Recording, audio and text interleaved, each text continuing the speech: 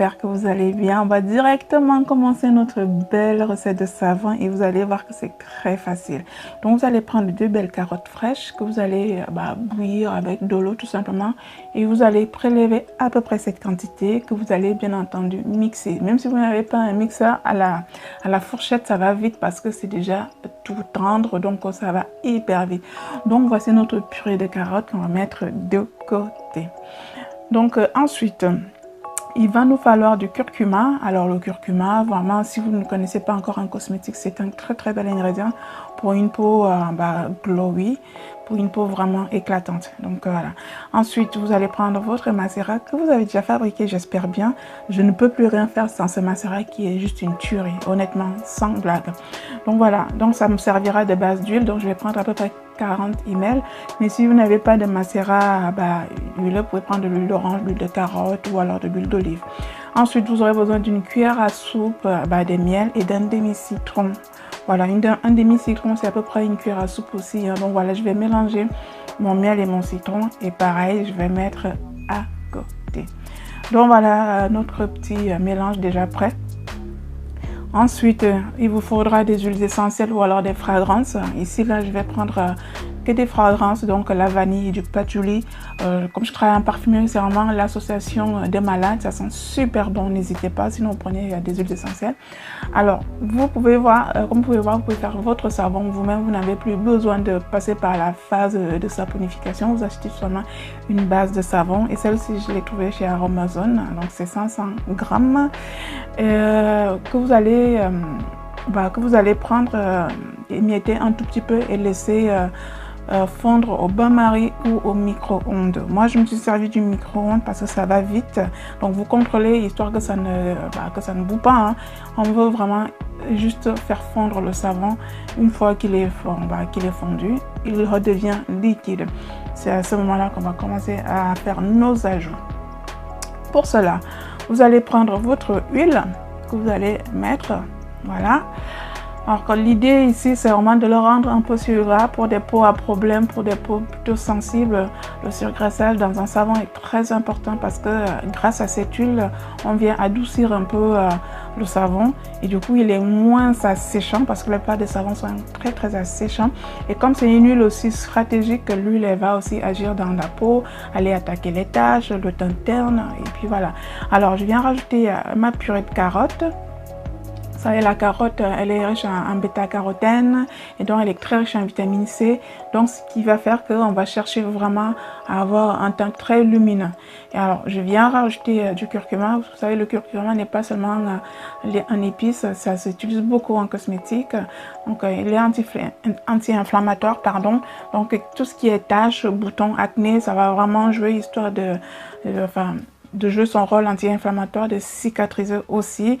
Et du coup, comme il y a aussi de la curcumine dans le curcuma, il aura aussi ce petit côté glowy, d'où sa couleur un peu orangée.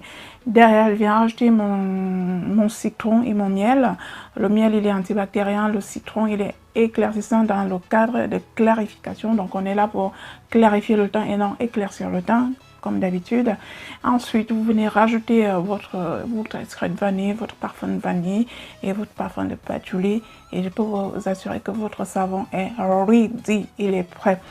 Très honnêtement, si vous ne voulez pas vous embêter avec le procédé de la saponification, la fabrication du savon, je vous conseille d'acheter des bases de savon et de faire vos petits mélanges, histoire d'utiliser vos savons à gogo. Ça marche relativement bien. Beaucoup de personnes le font, donc en plus là il y a zéro risque pour vous et le savon il est prêt tout de suite. C'est-à-dire vous faites aujourd'hui, le lendemain vous pouvez utiliser le savon, alors que dans un procédé de saponification standard il faut attendre 6 semaines pour commencer à utiliser vraiment le savon.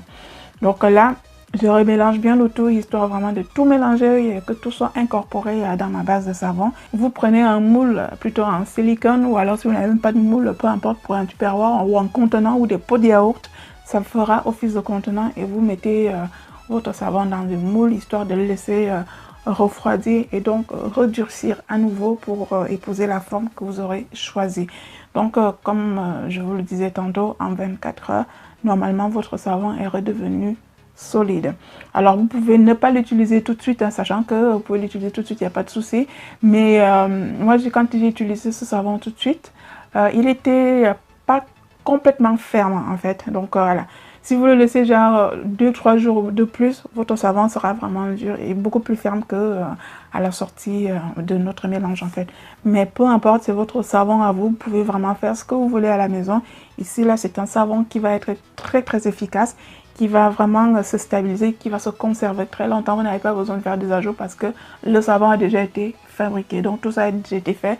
Tout ce que vous avez à faire, c'est de cibler votre besoin, c'est-à-dire vos imperfections, votre teint terne ou votre teint relativement sec. Donc pour les peaux sèches, c'est très bien. Même pour les peaux grasses, le fait que le savon soit sucré est génial parce que vous envoyez tout simplement une information aux cellules d'arrêter de fabriquer l'excès de sébum et que vous leur apportez du gras nécessaire dont elles ont besoin. Et du coup, voilà, les cellules fabriqueront moins de sébum et vous allez profiter des bienfaits des huiles végétales et surtout de l'huile de carotte, papaye, ananas qui est très riche en acide de fruits et du coup qui va combattre le teint terne. Donc voilà notre savon. Des petits cœurs, franchement c'est trop mignon et ça se prend facilement à main. Sincèrement, j'ai fait déjà cette recette. Moi j'ai fait ce savon il y a peut-être 3 mois. Voilà, un peu plus même d'ailleurs. Et du coup, comme ça a bien marché, je viens partager avec vous. Mais je voulais déjà comparer un peu mon savon à moi et ce savon. J'ai envie de vous dire, pour des novices qui n'avaient pas l'habitude et surtout qui ne voulaient pas prendre de risque de manipuler des produits, partez plutôt sur ce style de fabrication plutôt que de partir sur une saponification standard qui nécessite un peu de technicité et un peu de connaissance quand même parce que c'est quand même assez dangereux. Donc voilà, je vous montre vite fait comment je l'utilise, rien de bien spécial. Je voulais juste vous montrer que quand on va faire des savons de façon artisanale et généralement, ces savons, ils ne moussent pas comme des savons industriels parce qu'on n'a pas rajouté des tensioactifs. Ce sont les tensioactifs qui vont fabriquer la mousse et vous donner cette impression que c'est très mousseux, que ça lave bien. En général, ce n'est pas parce qu'un savon mousse qu'il lave. Les savons artisanaux lavent mieux que les savons artificiels, ça c'est sûr et certain. La sensation de mousse que vous avez l'habitude, c'est juste une question d'habitude et du coup, voilà. Même si vous désirez avoir cette mousse, vous avez des mousses qui sont déjà aussi en vente que vous pouvez rajouter dans cette préparation, histoire de votre superbe mousse. Mais moi, à ce niveau, le savon mousse très bien. La mousse me suffit et je vous assure que le toucher est tout doux et tout lisse et il n'est pas sec. Vous savez, quand on sort de la douche, surtout avec l'eau de France, le calcaire de Lyon,